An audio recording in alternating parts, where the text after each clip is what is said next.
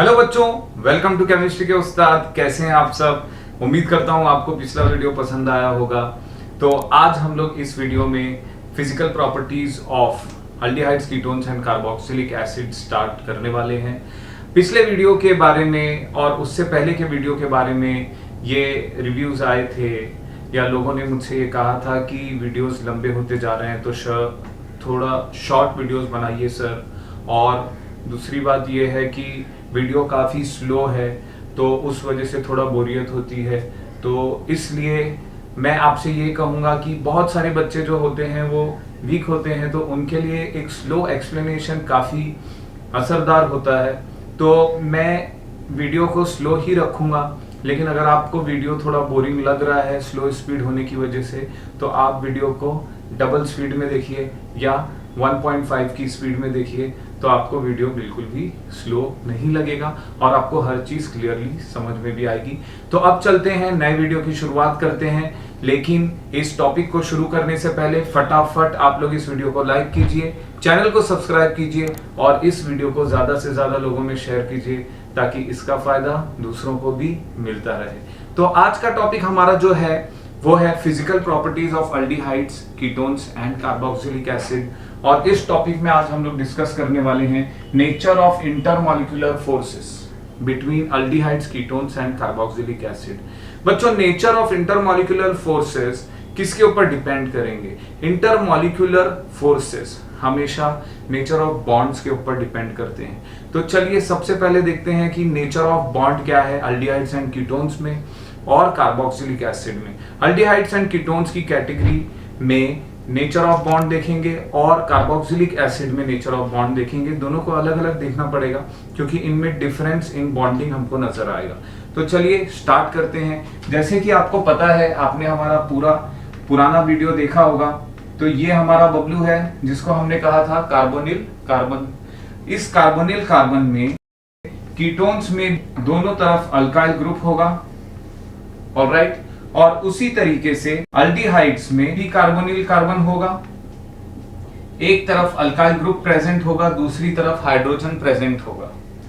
बाकी ये वाला कार्बोनिल कार्बन तो दोनों जगह सेम है। यहां पर ये जो ऑक्सीजन है ये सेकेंड मोस्ट इलेक्ट्रोनेगेटिव एलिमेंट है हमारे पीरियोडिक टेबल का।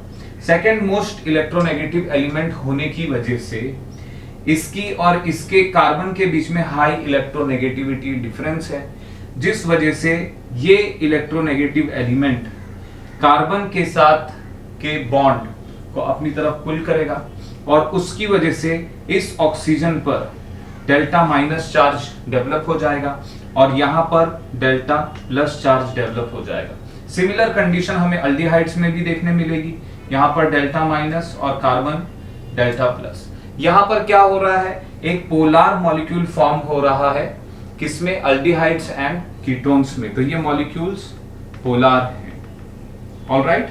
पोलार मॉलिक्यूल्स होने की वजह से इनके बीच में हमको पोलार इंटरेक्शन देखने मिलेगा, या इसको हम लोग दूसरी तरीके से डाइपोल भी बुला लेते हैं। तो हमको इनके बीच में कौन सा इंटरेक्शन देखने मिलेगा बच्चों? डाइपोल डाइपोल इंटरेक्शन देखने मिलेगा। मतलब एक डाइपोल दूसरे डाइपोल से जुड़ा हुआ होगा। किस तरीके से देख लेते हैं। तो ये देखिए, यहां पर डेल्टा माइनस हमको ऑक्सीजन में नजर आ रहा है और इसी तरीके से कार्बन पर डेल्टा प्लस चार्ज नजर आ रहा है।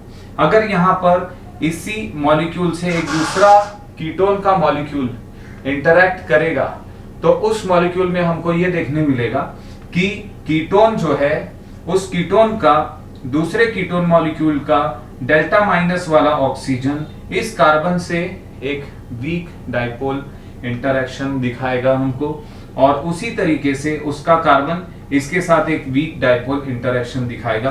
तो देखिए, स्ट्रक्चर पर आप ध्यान देंगे तो आपको ये क्लियरली समझ में आ जाएगा। तो ये मैं एक कीटोन का स्ट्रक्चर बना दे रहा हूं और इसी तरीके से दूसरा कीटोन जो इससे इंटरैक्ट करेगा वो हम लोग दूसरी तरफ बना देते हैं।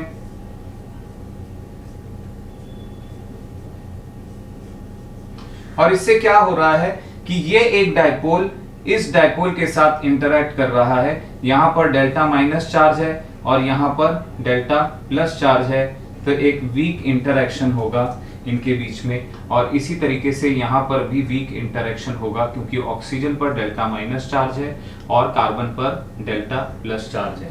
तो हमको same type of weak interaction दोनों जगह देखने मिलेगा, डाइपोल डाइपोल इंटरेक्शन देखने मिलेगा। समझ में आ गई बात बच्चों? अगर हम कार्बोक्सिलिक एसिड की बात करते हैं तो कार्बोक्सिलिक एसिड में भी बबलू है, कार्बोनिल कार्बन एटम, और कार्बोनिल कार्बन एटम को डबली बॉन्डेड ऑक्सीजन है। यहां पर सिमिलर तरीके से दो बॉन्ड दिख रहे हैं, लेकिन यहां पर अल्काइल ग्रुप के साथ इस बार ऑक्सीजन एंड हाइड्रोजन प्रेजेंट है क्योंकि ये हाइड्रोक्सिल ग्रुप प्रेजेंट है कार्बोक्सिलिक एसिड में। तो इस हाइड्रोक्सिल ग्रुप के आने की वजह से काफी चेंजेस नजर आएंगे जो अल्डिहाइड या कीटोन में हमें देखने नहीं मिले थे। यहां पर अगर आप देखें तो इस OH में एक और ऑक्सीजन है जो कि हाईली इलेक्ट्रोनेगेटिव है, और वो क्या करेगा कि हाइड्रोजन का इलेक्ट्रॉन अपनी तरफ पुल कर लेगा और यहां पर दो डाइपोल बनेंगे। तो देख लेते हैं, ये देखिए ये हमारा कार्बोनिल कार्बन है, बराबर है बच्चों, और इसको डबली बॉन्डेड ऑक्सीजन है।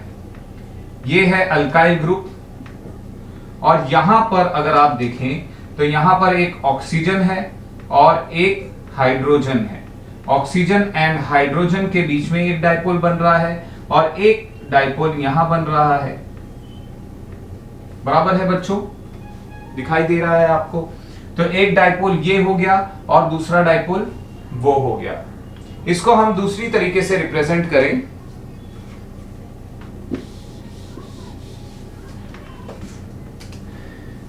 तो स्ट्रक्चर बना लेते हैं। ये देखिए यहां पर हमारा कार्बन है, कार्बन के एक तरफ हम लोग अल्काइल ग्रुप रख देते हैं और दोनों ऑक्सीजन को एक तरफ ले लेते हैं। तो यहां पर हमारा डबली बॉन्डेड ऑक्सीजन है कार्बोनिल कार्बन पर। तो यहां पर तो हमने जैसे यहां देखा था डाइपोल बन रहे हैं, यहां पर एक डेल्टा पॉजिटिव देखने मिलेगा और यहां पर डेल्टा नेगेटिव हमको देखने मिलेगा। लेकिन यहां पर एक दूसरा ऑक्सीजन होने की वजह से ये ऑक्सीजन डेल्टा नेगेटिव है, ये कार्बन तो डेल्टा पॉजिटिव था, तो इस वजह से ये ऑक्सीजन इस हाइड्रोजन का इलेक्ट्रॉन अपनी तरफ खींचेगा, तो यहां पर डेल्टा पॉजिटिव हमको देखने मिलेगा। समझ में आ रही है बात बच्चों? तो यहां पर हमको दो डाइपोल देखने मिल रहे हैं with in the same molecule of carboxylic acid. उसकी वजह से फर्क क्या पड़ता है वो भी देख लेते हैं। तो अगर ये मॉलिक्यूल किसी दूसरे कार्बोक्सिलिक एसिड के इंटरेक्शन में आता है और वो कार्बोक्सिलिक एसिड पे एक ऑक्सीजन है जहां पर हमें देखने मिलेगा वीक डाइपोल डेल्टा माइनस वाला, तो ये दोनों इंटरैक्ट करेंगे हाइड्रोजन बॉन्डिंग के थ्रू। और इसी तरह दूसरा क्या है, दूसरा है O और H है बच्चों। दूसरा OH होने की वजह से यहां पर भी डेल्टा नेगेटिव है और यहां पर डेल्टा पॉजिटिव है। तो इस अल्डिहाइड का हाइड्रोजन इस कार्बोक्सिलिक एसिड का हाइड्रोजन इस कार्बोक्सिलिक एसिड के ऑक्सीजन के साथ एक वीक हाइड्रोजन बॉन्ड बनाएगा। समझ में आ रही है बात बच्चों?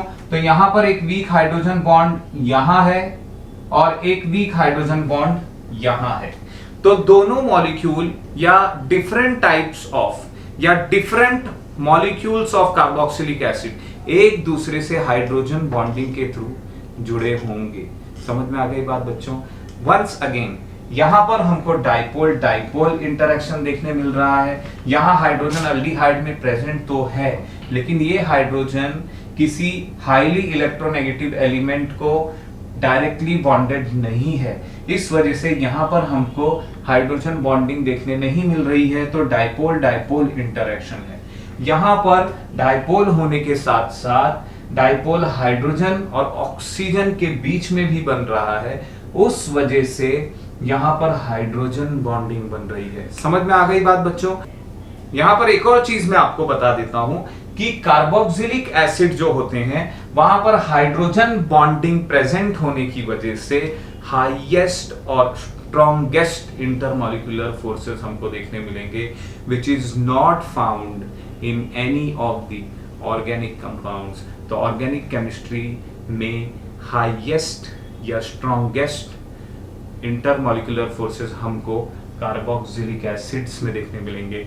और यही वजह है कि कार्बोक्सिलिक एसिड को सबसे फर्स्ट प्रायोरिटी दी जाती है रिएक्टिविटी सीरीज में।